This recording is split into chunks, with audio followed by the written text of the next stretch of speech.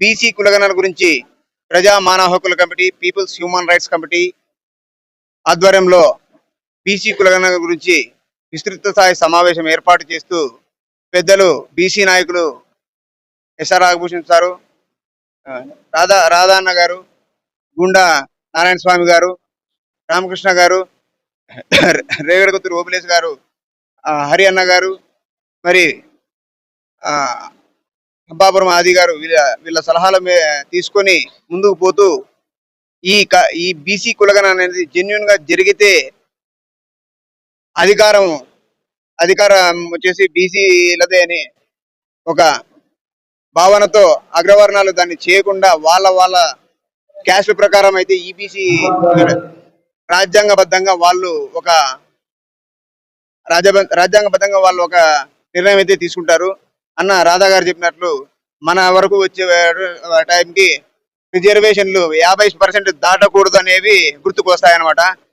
మనము 80% ఉంటే మనకి 24% అంటే వాళ్ళు 10% ఉన్న వాళ్ళకి 10% రిజర్వేషన్ అంటే 100% స్ట్రైక్ రేట్ అనమాట. పవన్ కళ్యాణ్ గారు 20కి సీటు కొట్టినట్లు వాళ్ళకి 10 మెంబర్స్ ఉంటే 10 మెంబర్స్ కి జాబ్స్ అనమాట రిజర్వేషన్ లోనే. ఆ దామాషా ప్రకారం ఇస్తే నెక్స్ట్ మన బీసీ జాతే కనుమరుగైతుందని తెలియజేసుకుంటున్నాం. బీసీ జనాభా 56% ఉందని చెప్పి మనం అనుకుంటున్నాము, కానీ దాని నిర్దాక్షిణ్యంగా అందరూ ప్రతి గవర్నమెంట్ కూడా కులగణన చేసి బీసీలు ఏ కులంలో ఎంతమంది ఉన్నారనే దానిపైన ఇది చేయాల్సిన పరిస్థితి ఇప్పుడు ఏర్పడింది. కాబట్టి మరి ఇప్పుడున్న ప్రభుత్వము చంద్రబాబు నాయుడు పోయిన నెలలో నవంబర్ 10వ తేదీ నుంచి మేము కులగణన చేసి మీకు చేస్తామని చెప్పాడు. అది ఇంకా స్టార్ట్ చేయలేదు. దానిపైన మరి విజయవాడలో పోయిన 9వ తేదీ నాపొద్దు రాష్ట్ర బీసీ సంక్షేమ సంఘం ఆధ్వర్యంలో ఈ విషయమై మాట్లాడాము. అదే నెక్స్ట్ 2-3 రోజుల తర్వాత హైకోర్టులో కూడా కులగణన చేసి మరి పంచాయతీ ఎన్నికలు కానీ లోకల్ బాడీ ఎన్నికలు కానీ పోవాలని చెప్పేసి రిట్ కూడా వేశాము ఆంధ్రప్రదేశ్ బీసీ సంక్షేమ సంఘం తరఫున. దానికి హైకోర్టు వాళ్ళు 4 వారాలు గడువు ఇచ్చారు. ఆ గడువు లోపల మరి కులగణన చేసి మరి రిజర్వేషన్స్ ఏ కులానికి ఏ విధంగా మనకు ఏబిసిడి వర్గీకరణ ప్రకారము ఇప్పుడైతే విశ్వవిద్యాలయాలను మరియు ఉద్యోగస్తులకు ఏబిసిడి వర్గీకరణ చేశారు. అదేవిధంగా రాజకీయంగా కూడా ఏబిసిడి వర్గీకరణ చేసి బీసీలకు రాజకీయంగా వారికి తమాషా ప్రకారం వాళ్ళకు సీటు ఇవ్వాల్సిందిగా మరి ప్రజాప్రభుత్వాన్ని మనం కోరుకుంటున్నాం. నాగేంద్ర గారి కమిటీ ఆధ్వర్యంలో ఈరోజు ఇక్కడ సమావేశం కావడం జరిగింది.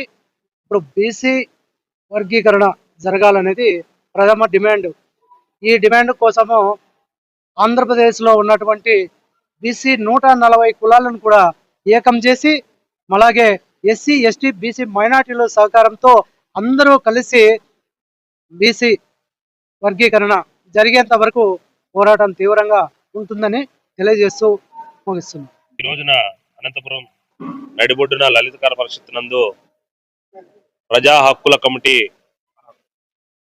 హక్కుల మానవ హక్కుల కమిటీ చైర్మన్ నాగేంద్ర గారు నిర్వహించినటువంటి ఈ సభకు ముఖ్యంగా ఈ రోజున బీసీ కులాలు అనుభవిస్తున్నటువంటి ఇబ్బందికర పరిస్థితుల్లో రిజర్వేషన్ కోల్పోయి 1931లో చేసినటువంటి కులాల వారీగా జనగణనను వెంటనే తక్షణమే సమగ్రంగా చేపట్టాలని కేంద్ర రాష్ట్ర ప్రభుత్వాలను డిమాండ్ చేస్తూ ఈ యొక్క సభను నిర్వహించినటువంటి నాగేంద్ర గారికి ఆయన టీం కు అభినందనలు తెలియజేస్తూ ఈ యొక్క 1931లో కులాల సమగ్రణ చేసినటువంటి ఈ ప్రభుత్వాలు బీసీల యొక్క కులాల వారీగా జనగణన చేస్తే మేమెంతో మాకెంత తమాషా పద్ధతిలో వీళ్ళకి ప్రతి ఒక్క అంశంలోనూ రిజర్వేషన్ కల్పించాల్సి వస్తుందని చెప్పేసి పాలకపక్షాలు ఈ బీసీ కులజనను చేయకుండా ఈ యొక్క దుర్మార్గమైన ఆలోచనను కొనసాగిస్తున్నాయి.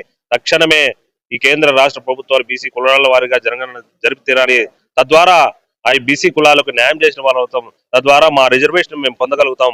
మేమెంతో మాకంత ఓట్లు మావే, సీట్లు మావే, రాజ్యాధికారం మాదే దిశగా మా వర్గాలు పయనం చేయడానికి ఆస్కారం ఉంటుందని చెప్పి ఈ సందర్భంగా డిమాండ్ చేస్తూ ఈ యొక్క అంశాన్ని కేంద్ర రాష్ట్ర ప్రభుత్వాలు తక్షణమే సమగ్రంగా నిష్పక్షపాతంగా ఈ యొక్క కులాల వారీగా జరగని చేసి తీరాలని చెప్పి డిమాండ్ చేస్తున్నాం.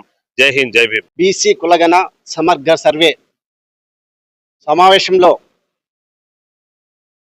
అనేక రకాల ప్రభుత్వాలు వస్తున్నాయి, పోతున్నాయి.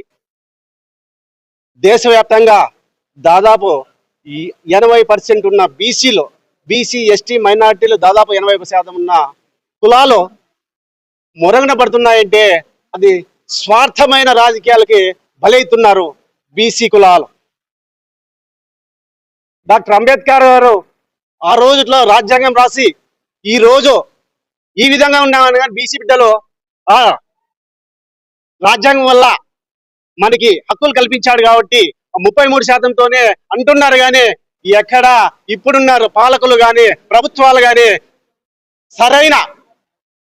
సరైన రిజర్వేషన్ కల్పించలేదు ప్రభుత్వాలు. కేంద్ర ప్రభుత్వంలో అనేక మంది బీసీ బిడ్డలు కేంద్ర మంత్రులు ఉన్నారు, రాష్ట్ర మంత్రులు ఉన్నారు. వాళ్ళకు ఒకటే వినిపిస్తున్నాం, బీసీ బిడ్డలారా పోరాడండి, పోరాడపోయేది ఏమీ లేదు. మీరు చేతులేసి కట్టేసుకుంటే మిగతా బిడ్డలు కానీ అలాగే ఉంటుంది. ఎందో ఇక్కడ యూనివర్సిటీలు ఉన్నాయి, అక్కడ రిజర్వేషన్ సమస్య, విద్యార్థుల రిజర్వేషన్ సమస్య, అన్ని వర్గాలకి చాలా ఇబ్బంది ఉంది. కాబట్టి బీసీ బిడ్డలారా ఇప్పటికైనా మేల్కొండి, కులగణ సమగ్ర సర్వే ఉద్యమంగా ముందుకు తీసుకుపోదాం. అప్పుడే ఏ ప్రభుత్వాలు ఉన్నాయో దిగి వచ్చి కనీసం బీసీలకి న్యాయం చేయవలసిందిగా అన్ని వర్గాలు కలుపుకొని పోతే గవర్నమెంట్ నిందిస్తున్నాం. చంద్రబాబు నాయుడు గారు, లోకేష్ గారు, పవన్ కళ్యాణ్ గారు ఆ రోజు మీటింగ్ వస్తే ఎక్కడొచ్చినా బీసీలకి ప్రాధాన్యత ఇస్తాం, ఏముండా బీసీలు చేస్తాం అని ఎన్నో గొప్పలు చెప్పారు. గవర్నమెంట్ వచ్చిన తర్వాత బీసీ బిడ్డలు పక్కన పెట్టారు. ఈ ఒకటే చెప్తున్నాం ప్రభుత్వానికి, బీసీ బిడ్డలు ఎవరు మర్చిపోయినా మునగడ అనేది ఉండదు. ఎవరైతే బీసీ బిడ్డలకు ప్రాధాన్యత ఇస్తారో జరగబోయే రోజుల్లో కానీ బీసీ బిడ్డలు కానీ ఒక తాటిపై ఉంటే ముందుకు పోతారని చెప్పి వినియోగించుకుంటూ ఈ అవకాశం ఇచ్చినందుకు ధన్యవాదాలు. బీసీల కులగణన అనేది ఖచ్చితంగా ఆవశ్యకము. మన దేశంలో జనాభాలో 80% బీసీలు ఉన్నారనేది అంచనా చేస్తున్నారు, కానీ నిజ నిర్ధారణ జరగలేదు. బీసీలని కులగణన చేస్తే దాని ప్రయోజనాలు కూడా చాలా ఉంటాయి. దీనివల్ల వాళ్ళకు రాజకీయంగా కానీ ఆర్థికంగా కానీ సామాజిక పరంగా కానీ మంచి అవకాశాలు వస్తాయి.